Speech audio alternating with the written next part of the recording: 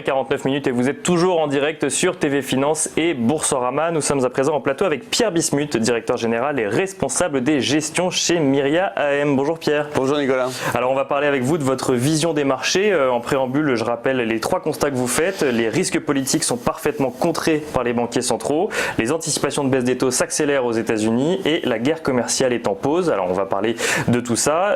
Tout d'abord, on en parlait même en introduction, Boris Johnson, fraîchement Premier ministre britannique, se prononce en faveur d'un Brexit dur, ou en tout cas un Brexit avec ou sans accord, mais en tout cas le 31 octobre.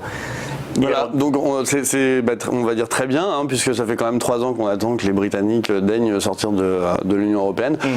J'ai l'impression que les marchés financiers, en tout cas hormis sur la livre sterling dont on peut parler, mais les marchés financiers ont complètement évacué le risque. Il y a une grande lassitude sur le sujet. On ne voit pas vraiment où les Anglais veulent aller.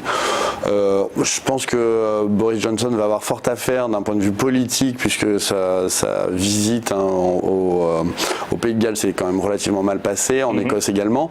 En Écosse ça s'est très mal passé. En Irlande du Nord, on va avoir aussi des enjeux, puisque en fait il veut évacuer la question du backstop. Bien sûr.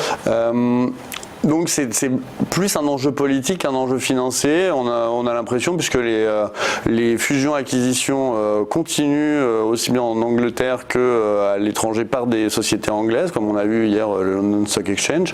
Et en fait c'est business as usual, mais pour ce qui est de la question politique, c'est vrai que les marchés ont pour le moment décidé d'évacuer complètement cette question, hormis bien sûr la livre sterling qui a une performance horrible pour une devise, mais finalement plutôt salutaire pour l'économie britannique, vu que le FTSE par exemple est constitué d'énormément de sociétés exportatrices. Donc on voit bien que la livre sterling baisse, ça avantage les sociétés britanniques exportatrices. On a un gros problème politique au Royaume-Uni, mais on a l'impression quand même que pour une fois les Européens ont réussi à contenir le sujet au niveau britannique et plus vraiment au niveau européen. Et est-ce que c'est pas un peu surprenant de se dire on a eu Theresa May pendant un bout de temps qui négociait un accord avec l'Union Européenne, on nous a un peu vendu ça comme il faut un accord pour que tout se passe bien parce que sinon ça va être catastrophique, et puis là Boris Johnson arrive, il dit ce sera le 31 octobre et finalement j'ai envie de dire il n'y a que la livre sterling qui se casse la figure. Je pense que personne n'en sait rien. On peut se dire que l'économie britannique va être suffisamment résiliente pour accuser le coup modérément. On peut avoir des prévisions cataclysmiques comme la Banque d'Angleterre les a faites. C'est vrai que si on se souvient de ce qui s'est passé en juin 2016, une fois que le vote a eu lieu, on a accusé le coup et 2 semaines après, on était revenu sur une marche des affaires classique. Donc c'est vraiment un problème politique britannique, et en tout cas c'est ce que les marchés souhaitent jouer, c'est un problème politique britannique. Et ça nous concerne, mais on continue à vivre quoi qu'il se passe. Voilà, alors ça nous concerne. Vous parliez en introduction du comportement des obligations d'État britanniques, mais en même temps on peut difficilement savoir si c'est pas un mouvement relatif à la décélération mondiale ou un thème spécifiquement britannique. Alors quand on parle de décélération mondiale, il y a effectivement ce ralentissement économique qu'on peut voir dans plusieurs pays, et notamment en Chine, où la Chine a été obligée du coup de mettre en place un nouveau plan de relance économique. Voilà, donc c'est des plans qui se succèdent. On voit bien que l'effet du protectionnisme américain joue à plein, puisque c'est vrai que la croissance chinoise ralentit. On a un nouveau plan, donc ça veut dire encore des mesures de soutien. Donc on a encore une fois une sorte de floor qui se constitue sur les actifs risqués en Chine. On voit que tout est en place pour que finalement l'atterrissage se passe très en douceur, et si récession mondiale il y a, en tout cas récession au niveau occidental, récession en Chine, ça voudrait dire qu'on est à 5% de croissance en fait, puisque le niveau 0 est à 6. Tout ça, et tout est fait pour que ça se passe quand même de manière très, très cool, on va dire, sans qu'il y ait beaucoup d'à-coups sur l'économie. C'est parce que là, les hypothèses de croissance sont entre 6 et 6,2%, donc on serait presque flat. Finalement. Voilà, exactement. Et donc ça joue à plein. Je pense que les négociateurs de M. Trump arrivent avec finalement des des billes, puisque on voit bien le tort qu'ils peuvent faire à l'économie chinoise. C'est une guerre du commerce stratégique. Alors, on peut voir ça comme une guerre du commerce ou une guerre sur l'hégémonie technologique, puisqu'on a vu qu'il y avait l'affaire Huawei. On voit qu'il y a beaucoup de sujets comme les transferts de technologies forcés. Donc, c'est plus un enjeu géopolitique et technologique qu'une guerre du commerce toute simple, à notre avis.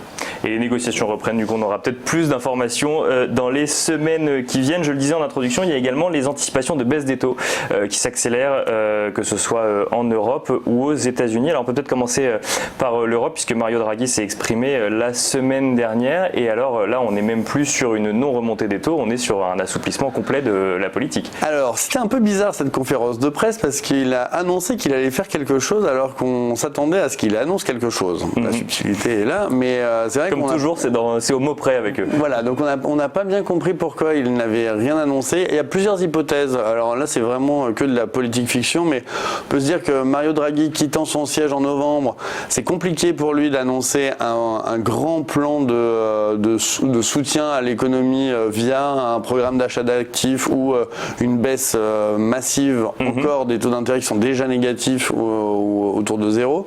Ça voudrait dire que son successeur, donc Madame Lagarde, est parfaitement au courant et soutient cette politique. C'est ça, parce qu'il quitte son poste en novembre et par contre il a annoncé que la BCE pourrait devenir interventionniste dès septembre. Donc, voilà, en fait, donc il commencerait à mettre quelque chose en place et après ce serait à Madame Lagarde de mettre en place, d'assumer. Voilà. Donc bon, ça c'était un peu bizarre. Il nous a parlé de dissension au sein du Conseil des gouverneurs, donc ça s'est jamais très, très bien passé, puisque les marchés étaient à +1 sur l'annonce et on a terminé aux alentours de -0,6, -0,7. Donc ça s'est pas bien passé. Bon, en tout cas, on est dans une humeur d'assouplissement quantitatif. On a possiblement un nouveau quantitative easing d'annoncer d'ici la fin de l'année. Donc c'est vrai qu'on est vraiment dans une politique extrêmement accommodante, tout en disant que les réformes structurelles au niveau politique doivent être faites et accélérées. Je pense que la Banque centrale, là encore, veut contrer tout risque de décélération trop forte de l'économie et donc utilise toutes ses marges de manœuvre, même les plus non conventionnelles, on va dire, pour le faire. Mais alors, du coup, on a du mal à comprendre si c'est une bonne nouvelle ou pas. C'est-à-dire qu'on a une BCE qui met en place une politique accommodante, donc on pourrait se dire super nouvelle pour les marchés, et finalement... Je crois que le problème des banquiers centraux, c'est que depuis la grande crise financière de 2008, ils n'arrivent pas à avoir d'inflation des prix. En revanche, ils ont largement créé une inflation des actifs. C'est pour ça qu'on a eu des crises sociales et on a des crises sociales qui continuent. Donc on a eu les gilets jaunes récemment en France. C'est que ceux qui possèdent voient leurs actifs progresser puisque les taux baissent. Donc forcément, les valeurs des actifs augmentent et augmentent très fortement. Ceux qui n'ont pas grand-chose, finalement, doivent se contenter d'une stabilité des prix, mais assortie d'une stabilité des salaires. Donc globalement, si on a une petite inflation, on a plutôt un pouvoir d'achat en baisse.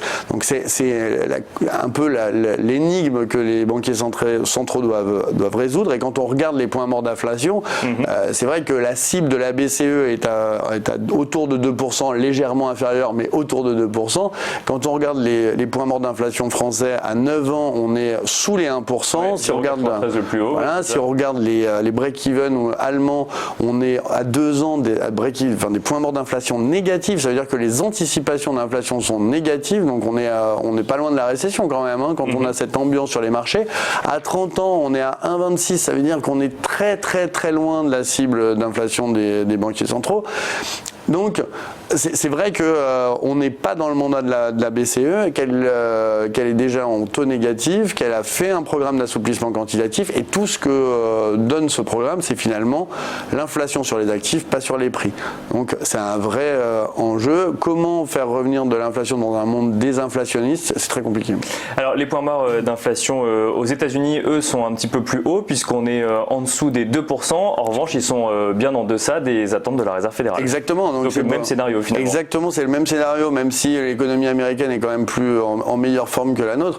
Mais là encore, Jérôme Powell, son problème n'est plus du tout la montée des taux ou calmer la croissance économique. C'est bien justement faire en sorte que cette croissance soit soutenable et durable à long terme. Et on voit bien qu'il n'y a aucune surchauffe de l'économie américaine. Pour qu'on voit une surchauffe de l'économie américaine, on devrait avoir des anticipations d'inflation largement supérieures à 3.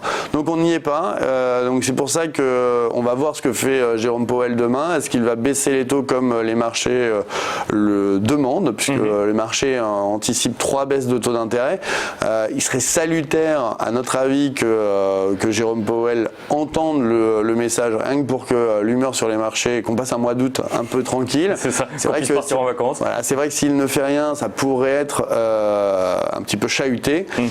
En même temps, la BCE n'a rien fait et finalement ça a été vraiment très très légèrement chahuté, mais l'épaisseur du trait, alors que l'environnement économique est quand même plus sombre en zone euro qu'aux États-Unis. Mais encore une fois, on sent la volonté des banquiers centraux d'agir, donc ça constitue des fleurs sur les actifs risqués. Et alors pour conclure, Pierre Bismuth, comment est-ce que Myria AM adapte sa stratégie dans ce nouveau contexte? Alors contrairement à ce que je vous avais dit il y a un mois et demi, on a changé complètement de stratégie puisqu'on a été un peu surpris par cette volonté affirmée de la Réserve fédérale américaine de baisser ses taux d'intérêt, vraiment de les baisser.